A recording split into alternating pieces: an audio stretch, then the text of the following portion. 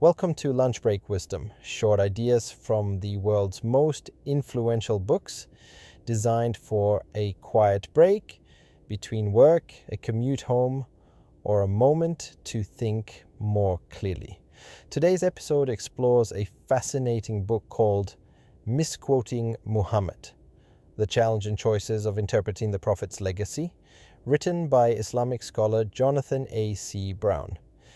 If you've ever wondered how religious traditions preserve teachings over centuries, how authenticity is determined, or why sincere people often disagree about what sacred texts actually mean, this book offers a remarkable journey into those questions. Although the book focuses on Islam, its lessons extend far beyond religion. It explores how humans preserve knowledge, establish trust, navigate uncertainty, and wrestle with interpretation. At its heart lies a deceptively simple question: how do we know what Muhammad really said?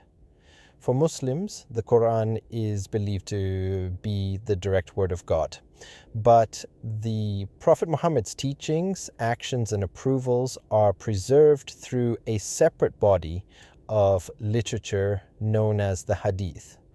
Hadith have profoundly influenced Islamic ethics, law, spirituality, and daily practice. Yet they also raise important questions. How were these reports transmitted? How were authentic narrations distinguished from fabricated ones? Could human error affect preservation?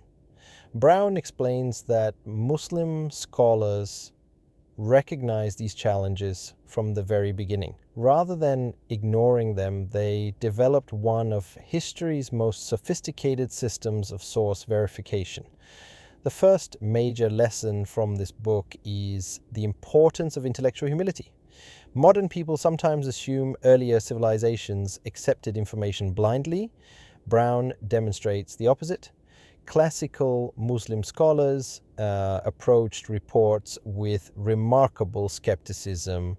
They questioned transmitters, cross-checked chains of narration, examined historical plausibility, compared multiple versions. They understood something we often forget: information should not be accepted merely because it's repeated. This principle remains deeply relevant today. We live in an age of viral misinformation. Headlines spread faster than facts. Social media rewards emotional reactions more than careful analysis. The question Browning encourages readers to ask is simple: how do I know this is true? The second major theme is the importance of trustworthy sources. Hadith scholarship developed around the concept of isnad, the chain of transmission. Who heard the report? Who transmitted it? Were they known to be reliable? Did they actually meet the individuals they claimed to learn from? Character mattered, memory mattered, consistency mattered. This emphasis reminds us that credibility is not simply about expertise. It is also about integrity. Whether evaluating journalists, teachers, leaders, or friends, the trustworthiness of the messenger often matters as much as the message itself. Another profound lesson from Misquoting Muhammad concerns the relationship between certainty and uncertainty. Many people crave absolute certainty, yet Brown shows that responsible scholarship often involves degrees of confidence rather than perfect assurance.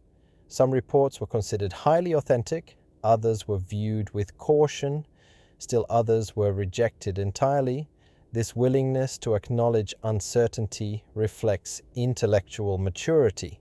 In everyday life, we frequently encounter ambiguity: relationships, career decisions, political debates, health choices. Wisdom often involves acting thoughtfully despite incomplete information. The book also explores the reality that human beings interpret everything through context. Even when individuals agree on a source, they may disagree about its application. Historical circumstances change, cultures evolve, new challenges emerge, interpretation becomes necessary. This is not unique to religion. Constitutions require interpretation. Scientific findings require interpretation. Literature requires interpretation. Human beings do not merely receive information, they make sense of it. Brown encourages readers to distinguish between the existence of disagreement and the absence of truth. Disagreement does not automatically invalidate a tradition. Sometimes it reflects the complexity of reality itself. Another fascinating aspect of the book is its examination of authority. Who gets to interpret sacred texts? Who determines authenticity? How should ordinary people navigate competing opinions? Brown demonstrates that throughout Islamic history, authority was rarely centralized. Scholars debated. Schools of thought emerged. Diversity of opinion often coexisted within broader frameworks of shared belief. This raises an important modern question. How do we balance respect for expertise with independent critical thinking? Blind acceptance can be dangerous. Total distrust can be equally destructive. Wisdom often lies between these extremes. Another recurring theme is the danger of oversimplification. Religious traditions spanning centuries cannot always be reduced to slogans. Nuance matters. Historical context matters. Scholarly methodology matters. Brown argues that many misconceptions about Islam arise not from malice, but from oversimplification. The same applies to politics, history, and even personal relationships. People are complicated. Institutions are complicated. Reality is complicated. Reducing complexity may provide emotional comfort, but it often sacrifices truth. The book also explores the role of intention in scholarship. The classical scholars described by Brown were not merely gathering information. Many viewed their work as a moral responsibility.